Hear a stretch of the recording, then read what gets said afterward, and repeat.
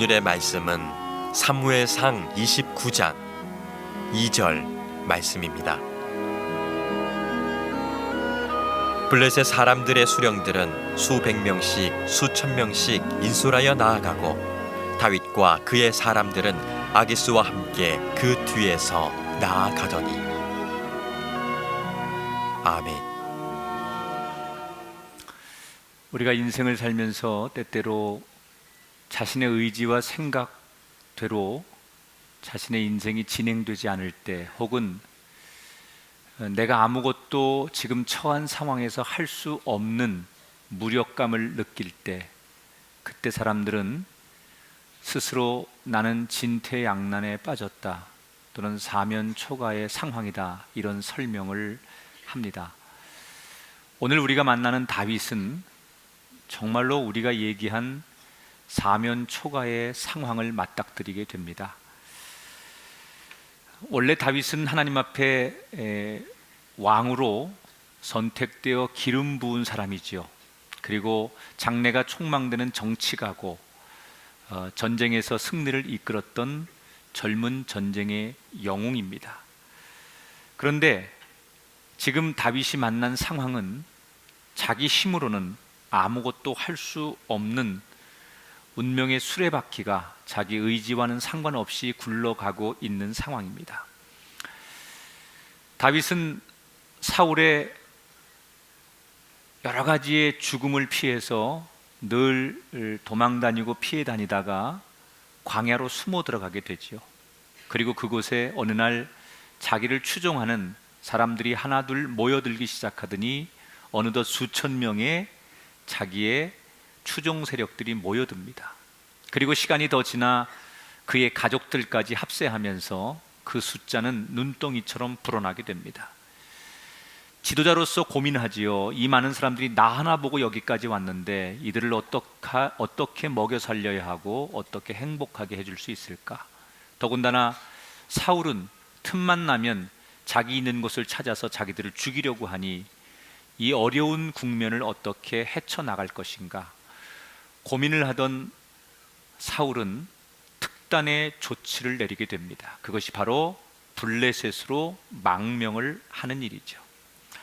처음에는 상황이 너무나 급박해서 블레셋에 망명해도 괜찮을 것이다 라고 생각을 했는데, 시간이 점점 흐르면서 자기가 아주 심각한 잘못된 선택을 했다는 것을 느끼게 되고, 잘못된 선택을 했다라고 하는 결정적인 사건이 오늘 본문에 등장합니다.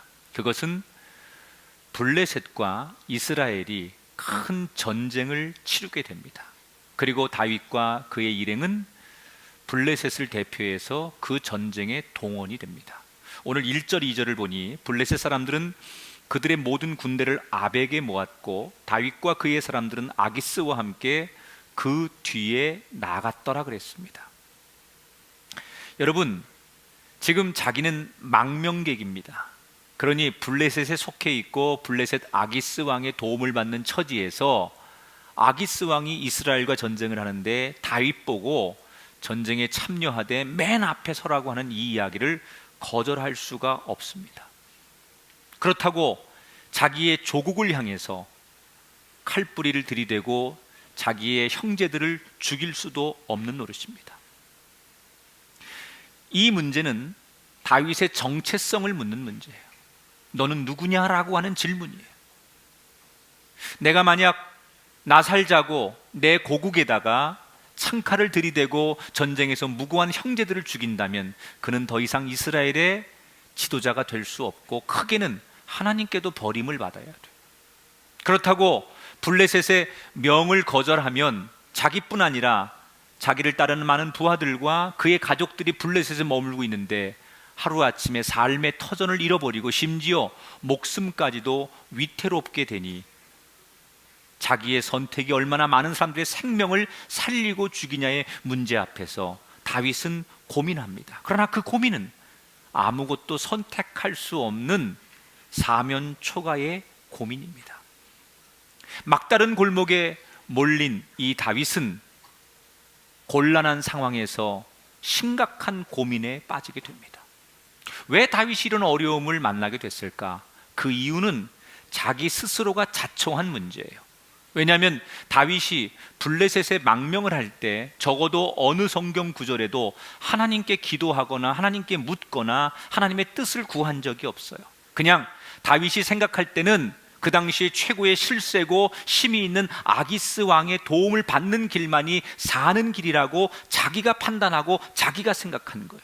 그래서 자신의 운명과 자신의 공동체의 운명을 블레셋 왕에게 맡겼죠. 이 말을 뒤집어 말하면 다윗의 선택에는, 그 자리에는 하나님의 자리가 없었다는 거예요. 사람이나 권력에 줄 하나 세워놓고 매달려 보니 그때는 그 문제가 해결되는 것 같았는데 결과적으로 자기에게 염려와 근심이 생겨나게 됐고, 정말로 자기가 생각할 때 장고 끝에 악수라고 회심의 한 수가 반대로 그의 인생의 절체절명의 도덕적, 정치적 위기를 만나게 합니다. 여러분, 다윗의 얘기는 그렇다 치고 우리는 어떻습니까? 우리도 때때로 가정적으로 또는 인간관계에 있어서 경제적으로, 아니 영적으로 우리가 이도 저도 우리의 인생의 문제를 선택할 수 없는 사면 초가의 상황을 맞닥뜨리게 됩니다. 이때 우리는 무엇을 어떻게 할 수 있을까요?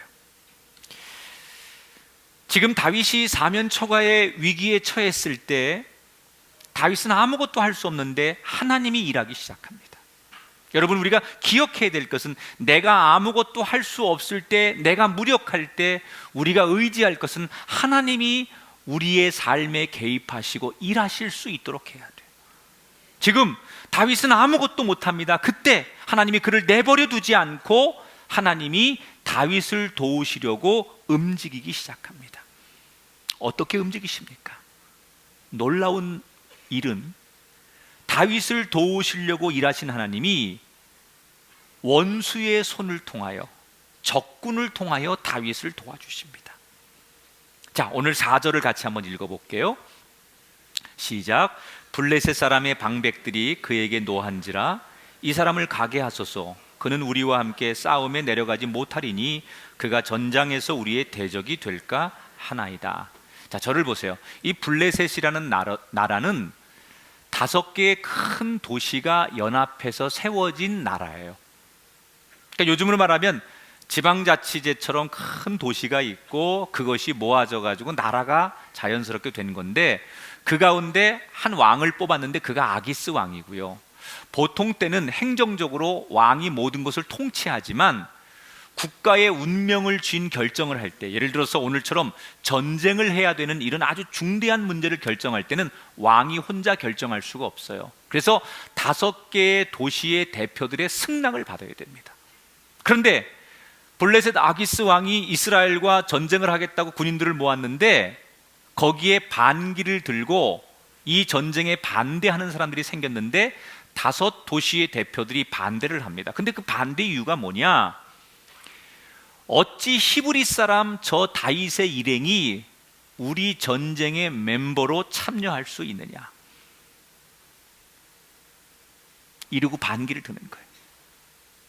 자, 여기서 지금 블레셋 사람들이 다윗의 일행을 가리켜서 히브리 사람이라고 합니다. 히브리 사람. 이 히브리 사람이라는 것은 정식 용어가 아니라 원래는 속어입니다. 속어.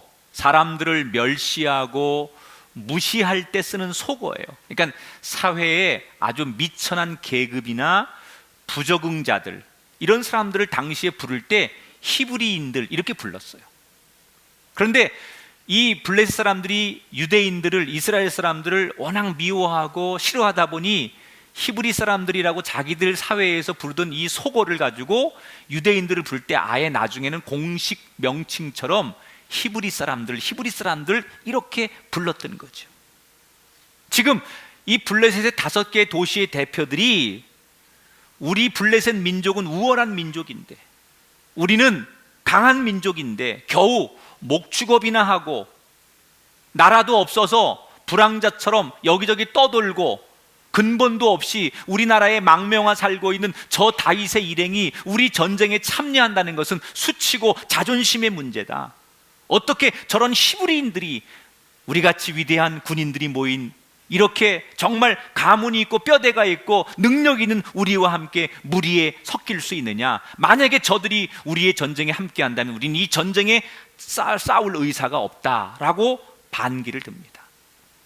더군다나 저들은 원래 유대인들인데 전쟁에 같이 나갔다가 저들이 자기 조국을 위해서 우리를 배신하면 어떻게 할 거냐? 이러고 왕에게 거세게 항의를 하면서 왕이 자기의 히든 카드를 접게 되는 거예요. 왕의 생각은 블레셋과 이스라엘이 전쟁을 할 때 이스라엘 출신의 전쟁 영웅 다윗을 맨 앞에 세우면 이것처럼 멋진 그림이 없다고 생각하는 거예요. 그런데 의외로 변수가 생겼어요.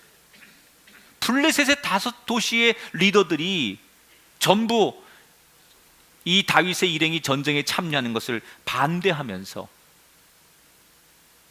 왕은 자기가 생각했던 한 수의 카드를 접게 돼요.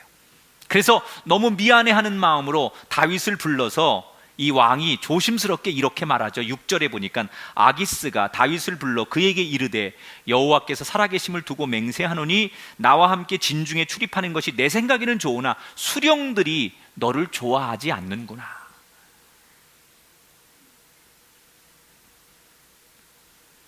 여러분, 여기서 놀라운 이야기를 합니다. 이 왕이 이방의 왕입니다. 이방 민족의 왕입니다. 하나님을 모르는 왕입니다. 그런데 다윗에게 뭐라고 얘기를 하느냐? 이 왕이 여호와의 이름을 두고 맹세한다 그랬어요. 하나님을 모르는 블레셋 왕이 하나님의 이름으로 다윗을 위로하고 하나님의 이름을 들어서 자기가 미안한 마음을 맹세해요. 또 하나, 이 왕이 다윗을 얼마나 대단하게 생각하는지가 오늘 성경 5절에 나오는데 이렇게 고백합니다. 사울이 죽인 자는 천천히요 다윗은 만만이로다 하던 그 다윗이 아니니까. 비록 다윗이 지금 우리나라의 망명객으로 와 있지만 저 이스라엘의 현재 왕인 사울보다 10배, 100배 훌륭하고 뛰어난 인물이라는 것을 공개적으로 블레셋 왕이 인정하는 거예요. 그 말은 다윗이 얼마나 대단한지 알기 때문에 다윗이 두렵다는 얘기가 되기도 하지요. 여러분, 하나님이 결국 진퇴양난에 빠진 다윗을 돕기 위해서 적의 원수의 손을 통해서 다윗이 전쟁에 빠지도록 만드시고 다윗은 오히려 더 훌륭한 사람으로 인정받도록 하나님께서 다윗의 모든 문제를 해결해 주셨어요. 10절에 보니까 왕이 너희는 새벽에 일어나서 발거든 곧 떠나라 하니라. 결국 하나님이 이 다윗을 도우시는데 다른 사람도 아닌 적군 블레셋 사람들의 입을 통해서 다윗을 도와주셨어요. 저는 여러분에게 이런 진정한 축복이 경험되기를 축원합니다. 하나님이 여러분을 도울 때 여러분 편의 사람, 여러분이 아는 인맥들만 가지고 여러분을 돕는 게 아니라 때로는 여러분이 전혀 모르는 사람, 아니 나한테 걸리적거렸던 사람, 나하고 사이가 안 좋았던 원수의 손을 통해서라도 여러분의 인생을 도우시는 분이 우리 하나님이신 줄 믿습니다. 이런 얘기가 있어요. 아주 믿음 좋은 장로님 한 분이 계셨어요. 얼마나 믿음이 좋으신지 이분은 항상 하나님께 모든 것을 구하면 도와주신다고 생각하고 사는 분이에요. 그래서 늘 작은 문제든 큰 문제든 하나님께 구하고 하나님의 도움으로 살아가는 분이에요. 그런데 어느 날 이분이 살고 있는 지역에 큰 태풍이 오고 비가 내리기 시작하면서 강이 범람하기 직전에 이릅니다. 그래서 국가에서 이 지역의 사람들이 강이 범람하면 위험에 처할 수 있으니 빨리 대피하라는 대피 명령을 내리게 됩니다. 사람들이 대피 명령을 받고 짐을 싸가지고 이 마을을 빠져나가는데 이 장로님이 옆집에 있는 이웃이 찾아와서 아니 뭐 하십니까? 지금 대피 명령 떨어졌는데 빨리 저와 함께 가시죠. 이렇게 제안을 하니까 이 믿음 좋은 장로님이 뭐라고 대답하느냐? 나는 하나님 믿는 사람입니다. 내가 믿는 하나님은 내가 기도하면 나를 언제나 구해 주시고 도와주시는 분입니다. 그러니 나는 여기서 하나님의 도움을 받을 테니 먼저 가십시오. 그리고 이웃을 보냅니다. 그리고 믿음 좋은 분답게 그는 혼자 남아서 하나님 앞에 하나님 도와주십시오 라고 기도합니다. 그런데 그 기도가 끝나자마자 비는 더 세차게 내리기 시작합니다. 그리고 강이 범람해서 그 물이 동네에 들어오기 시작하고 그 물이 동네에 점점점 차기 시작합니다. 이 지역의 피난을 돕던 경찰이 때마침 집에 불이 켜진 것을 보고 이 장로님 집을 찾아와서 빨리 이 경찰차를 타고 피난 가셔야 됩니다라고 말합니다. 그때 믿음 좋은 장로님이 또 뭐라고 대답합니까? 하나님이 도와주실 겁니다. 그리고 나 말고 다른 사람 먼저 도와주십시오. 그리고 경찰을 급기야 돌려보내죠. 자, 하나님 앞에 기도했는데 비는 그치지 않고 더 세찬 비바람과 함께 비가 내리더니 집안에 물이 차서 더 이상 있을 수 없어서 이 장로님이 지붕 위로 피신을 했어요. 그때 마지막으로 마을을 이 지역을 이렇게 돌아보던 소방대원들이 모터보트를 몰고 와서 큰 소리로 빨리 내려오십시오. 지금 아니면 생명의 위협이 있습니다. 빨리 도망가야 됩니다. 그리고 제안을 하지만 그 지붕 꼭대기에 앉은 장로님이 하나님이 날 도와주실 겁니다. 그리고 끝까지 믿음 좋은 장로님답게 소방대원을 돌려보내고 끝까지 고집을 부리고 그곳에 머뭅니다. 어떻게 됐을까요? 비가 더 내려서 물에 떠내려가 죽었습니다. 이 장로님의 영혼이 하늘나라를 갔습니다. 너무 화가 난 장로님이 감히 하나님 앞에 따지기 시작했습니다. 씩씩거리면서 하나님 도대체 이럴 수가 있습니까? 어떻게 내가 하나님 앞에 간절히 3번이나 나를 살려달라고 기도했는데 어떻게 내 기도를 안 들으시고 이럴 수 있습니까? 많은 사람들이 하나님을 뭐라고 생각하시겠습니까? 왜 내 기도에 응답 안 하시고 나를 여기까지 데려오셨습니까? 그리고 씩씩거리면서 하나님 앞에 거칠게 항의를 합니다. 그랬더니 하나님이 눈을 동그랗게 뜨면서 그 장로님한테 그러더래요. 무슨 소리니?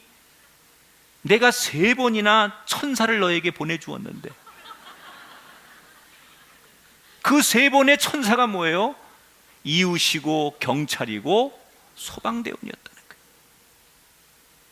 여러분, 우리가 기도하고 신앙생활하면서 한 가지 망각하는 것이 있는데, 하나님이 사람을 통해서 구원하시고 사람을 통해서 응답하시고 사람을 통해 역사하신다는 사실을 망각할 때가 있어요. 대개 우리는 하나님이 우리에게 직접 말씀하셔야만 하나님이 날 돕는다고 생각해요. 아닙니다. 하나님이 사람을 통해서, 아니 어느 때는 역사와 사회와 경제 모든 것을 동원해서 우리를 도우시는 분이 하나님이신 줄 믿습니다.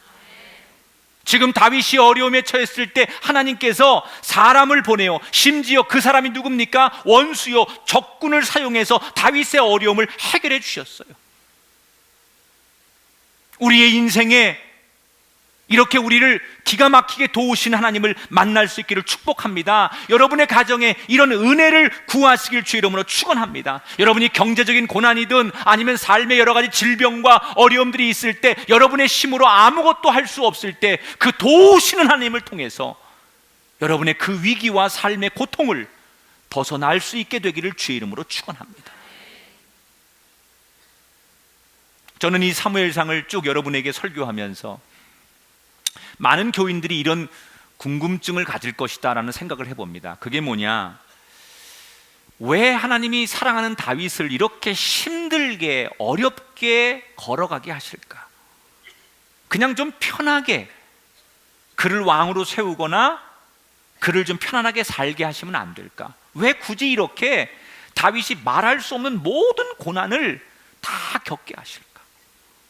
하나님이 기왕 다윗을 왕으로 기름 부어 세웠다면 좀 편하게 왕되고 빨리 되게 해서 하나님의 나라를 이루는데 빨리 사용하면 되지, 왜 그렇게 돌아가게 만들고 말할 수 없는 고난을 다 겪게 해서 다윗으로 하여금 너무 힘든 여정을 하나님은 바라보고 계신 걸까? 여러분, 다윗이 인간이 경험할 수 있는 밑바닥을 다 경험하지 않습니까? 21장에 보면 다윗이 블레셋에 망명을 할 때 처음에는 블레셋 사람들이 자기를 죽일까 두려우니까 이 다윗이 어떻게 해요? 미친 사람 흉내를 내요. 21장 13절에 보니까 그들 앞에서 그의 행동을 변하게 미친 채 하고 대문짝에 그적거리며 침을 수염에 흘렸다. 왕 후보였던 다윗이 자기가 생명의 위협을 느끼니까 광인 흉내를 내고 겨우 목숨을 부지. 그리고는 광야는 다 경험해요. 집도 없고 도망자로 살고 미친 사람처럼 살고 적국의 망명까지 가고 전쟁에 끌려가기도 하고 세상에 한 인생이 젊은 인생이 이렇게 힘들게 사는 걸 도대체 하나님은 왜 지켜만 보고 계실까? 우린 다 그런 궁금증을 가져요. 사랑하시는 하나님이라면 하나님의 자녀를 왜 그렇게 고난 가운데 두시는 걸까? 그런데 그 고난이 없으면, 그 고난과 광야가 없었다면 그가 시대의 전쟁의 영웅은 될 수 있을지 몰라요. 쉽게 왕이 돼서 사람들에게 권력을 진 세상의 대통령은 될 수 있을지 몰라요. 그러나 성경이 말하는 이스라엘 그 후손들이 가장 존경하는 자기의 조상들로 꼽을 수 있는 왕은 되지 못했을 거라는 거예요. 하나님의 의도는 거기 있었어요. 고난을 주는 게 목적이 아니라 그 고난과 광야를 통해서, 밑바닥을 통해서 그가 하나님의 사람이 되고 하나님의 영성을 담기를 원하고 하나님의 진정으로 원하는 하나님의 왕이 되기를 원하셨다는 거예요. 훗날 다윗이 이제 블레셋에서 벗어나서 이스라엘로 돌아가서 이스라엘 왕이 됩니다. 그리고 평생에 이스라엘을 괴롭혔던, 항상 고통을 주었던 이 블레셋을 몰아내는데 다윗의 당대에 다윗이 자기 스스로 블레셋을 영원히 몰아내 잠재워 버립니다. 그때 여러분, 이스라엘에 다윗만큼 블레셋을 잘 아는 사람이 없었어요. 그래서 다윗이 블레셋을 이기게 되는 거예요, 역사에. 왜? 다윗이 자기 조국에서 살지 못하고 광야로 도망갔다 망명까지 하면서 비참한 인생을 살게 하나님은 내버려 두시고 관여 안 하셨는지 그때는 우리가 이해가 되지 않지만, 그 고난의 과정 때문에 결국 역사 속에서 블레셋을 잠재우고 이스라엘이 편안하게 살 수 있는 통일의 시대를 맞이할 때 그 블레셋을 경험했던 다윗이 블레셋을 너무 잘 알기 때문에 블레셋을 이기게 된다는 거예요. 여러분, 우리가 고난을 이기는 사람은 위대한 거예요. 닉 부이치치를 아시죠? 태어날 때부터 양팔과 양다리가 없는 닉 부이치치를 보면서 사람들은 불쌍하다고 동정하지 않아요. 오히려 이 닉 부이치치를 보면서 존경해요. 왠 줄 아십니까?